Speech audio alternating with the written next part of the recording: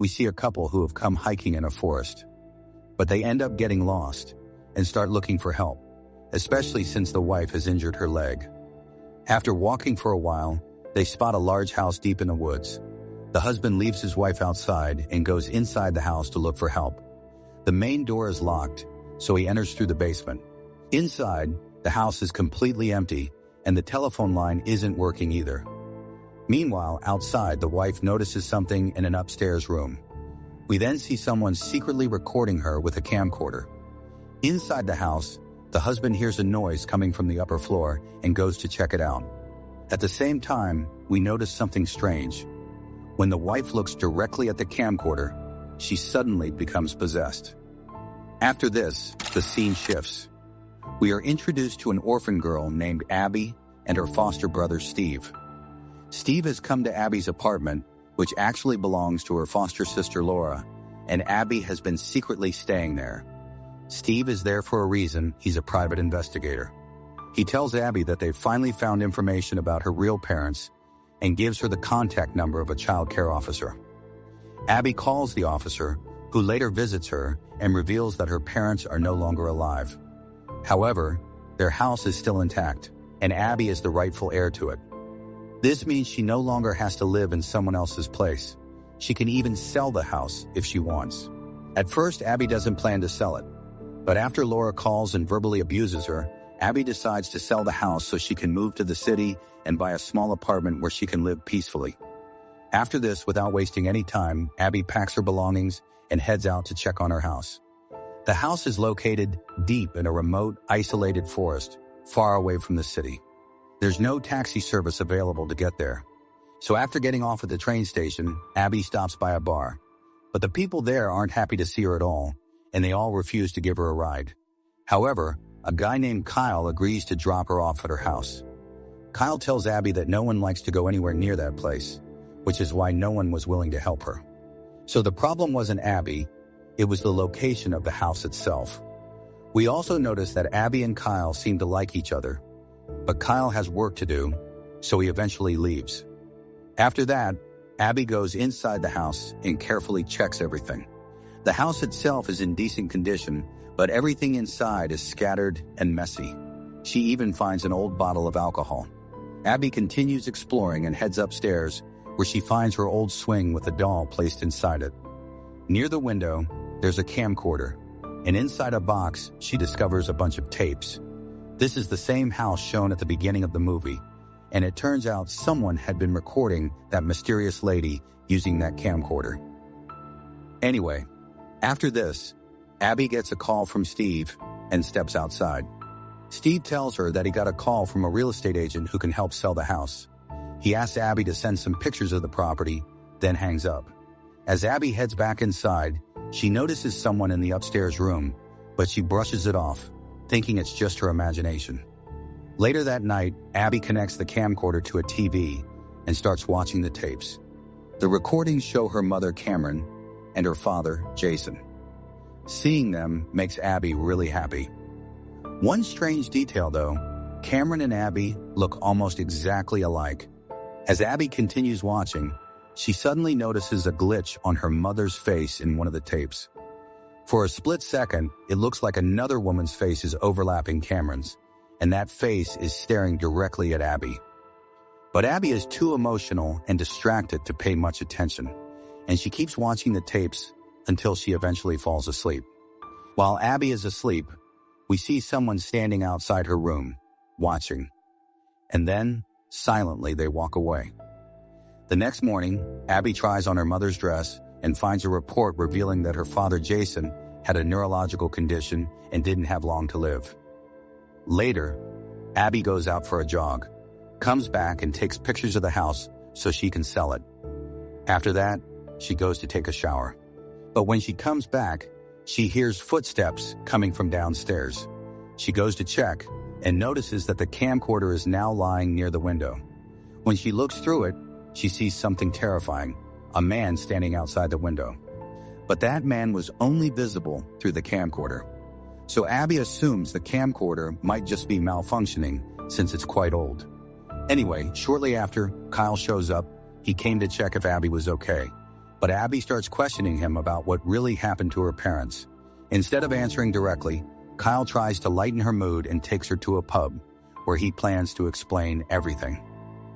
There, Kyle tells Abby that she'll have to uncover the truth about her parents on her own. He then shows her an old news video, and Abby learns that many years ago, her parents died by suicide, basically by setting themselves on fire. Abby, however, somehow survived. But the mystery behind it remains unsolved. The most terrifying part? 13 bodies were found in that same house, all badly disfigured, and they were all her mother's patients. Cameron, Abby's mom, was a therapist. As for Jason, only his teeth were recovered because the rest of his body was completely burned. That's the reason people in town dislike Abby. In fact, they avoid even going near that house. They believe Abby's mother was a witch, and that Abby is one too, just like her. Suddenly, a man shows up and starts yelling at Abby, telling her to leave. Kyle steps in and takes Abby away from there. He drops her home, but Abby invites him inside. They talk for a bit, and Kyle places his cap on the table. It's clear they have feelings for each other, and things start to get intimate. Later that night, while Abby is asleep, Kyle quietly gets up to leave. But then he hears a TV playing in another room. When he goes to check, he sees something shocking. The TV is playing his own live footage. At first, he thinks it's some kind of prank. But the moment he looks toward the camcorder, something takes over him, just like the possessed woman from the beginning. On the TV, we see two demonic hands grab Kyle's face and rip it apart from the middle, but those hands are only visible on the screen. The next morning, Abby realizes that Kyle is nowhere to be found. Worried, she goes to check the tapes and discovers another box filled with recordings of Cameron's therapy sessions with her patients. She first plays a tape of a man named Adam, and everything seems completely normal. But then, she plays another tape, this time of a patient named Kevin. In it, the man appears terrified. He claims that a demon is living inside his body. However, Cameron, who is Abby's mother, doesn't believe him. Suddenly, the man becomes possessed.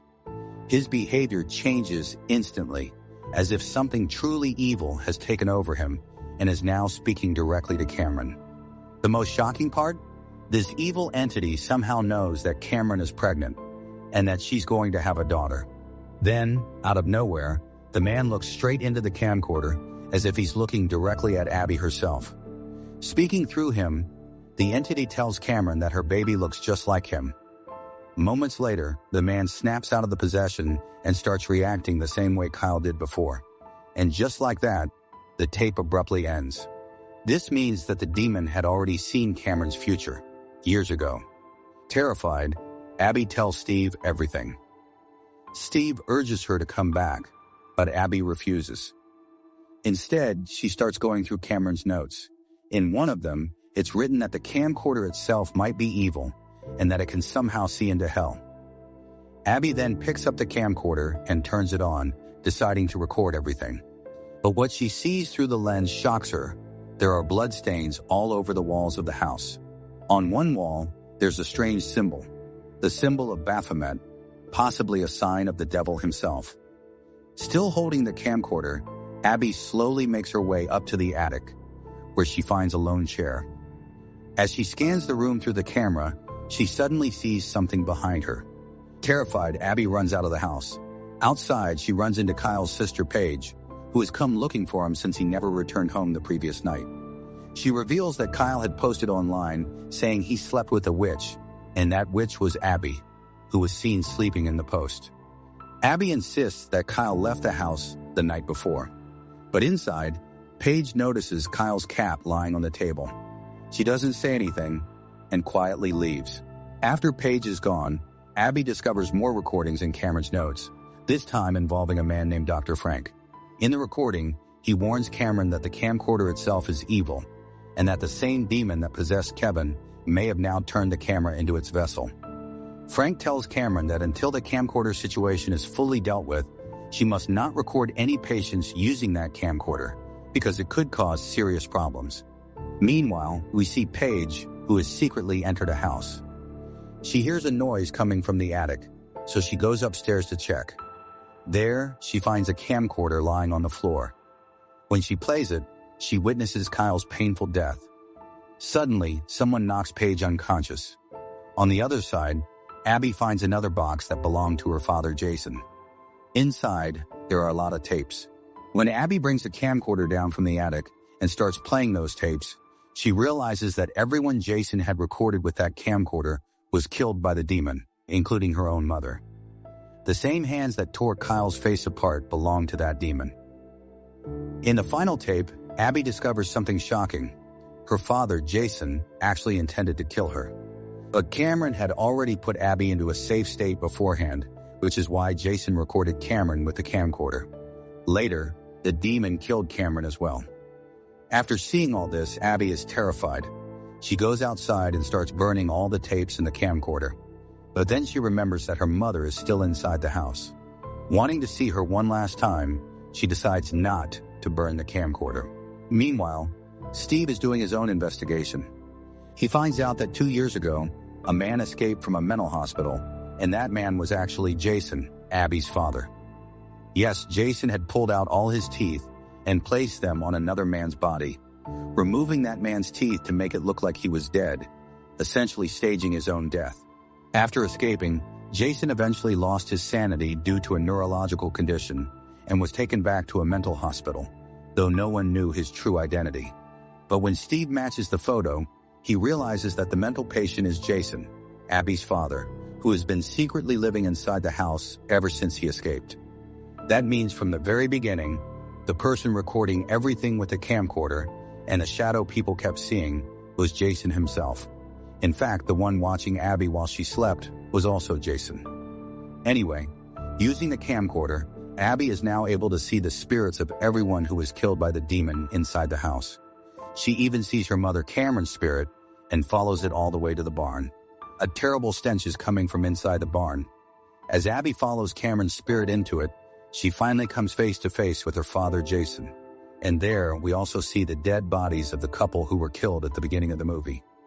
Anyway, Jason knocks Abby unconscious and ties her up. At the same time, he had already tied up Paige, meaning Jason was the one who knocked Paige out too. Now, he places that camcorder in front of Paige and turns it on, and the demon kills Paige as well. Basically, Jason was offering everyone as sacrifices. Just then, Steve arrives to save Abby and starts searching for her inside the house. But Jason knocks him unconscious too. After that, Jason returns to Abby and throws a pair of scissors in front of her before walking away. Abby still doesn't realize that Jason is actually her father. She manages to free herself, and as soon as she gets out of her restraints, she notices Steve's car parked outside. She quickly runs back into the house, grabs a knife, and heads upstairs to the room where Steve is. There, Steve is chained up, and Jason is standing nearby holding the camcorder. He tells Abby to throw the knife, and she does, because she knows exactly what can happen if the camcorder is turned on.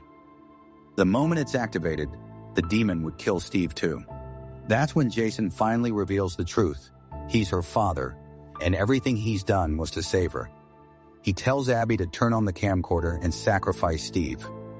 And now everything starts to make sense. Jason wasn't actually killing those people, he was sacrificing them. Those sacrifices are the reason he's been alive all these years. His condition is genetic, which means Abby has it too. And he's been trying to save her the same way, by making sacrifices since her childhood. Abby is completely confused and doesn't know what to do. Just then, she sees Cameron inside the camcorder, who tells her to turn it on if she wants to survive. But instead, Abby turns the camcorder toward Jason, and the demon kills him. As Jason collapses to the floor, the camcorder falls and ends up facing both Steve and Abby. Abby quickly turns it off. This reveals the demon's real trick. It manipulated them into making countless sacrifices. It had already convinced them that Jason's condition could pass on to Abby, forcing them to keep sacrificing people just to stay alive. As mentioned earlier, Jason could have died at any moment, but these sacrifices kept him alive. After that, Abby frees Steve, and the two of them leave the house. Abby tells Steve everything, that she has the same neurological condition as Jason. Then, they burn the camcorder. Later, Steve goes back inside to collect his belongings. Meanwhile, Abby hears someone whistling from a distance. She follows the sound and sees a man, the same one the demon had killed earlier. But without the camcorder, it's impossible to see spirits. That's when Abby realizes it's the same man she had seen outside the window through the camcorder before. She breaks down crying, calling out for Steve, and just then, the movie hits you with a shocking twist. Steve runs out onto the balcony, where Abby looks up and sees the spirits of Jason and Cameron in the upstairs window. Then it's revealed that when the camcorder fell earlier, it actually recorded Abby and Steve, and at that very moment, the demon killed both of them. The terrifying part? They don't even remember it happening. This also means the camcorder is still intact, and the cycle is far from over. Anyone the demon kills gets trapped inside its personal hell, almost like they've been sacrificed to it. The spirits don't even realize they're dead until much later. And now, Abby and Steve have become part of those very victims the demon claimed before. In other words, this evil camera will keep hunting new victims.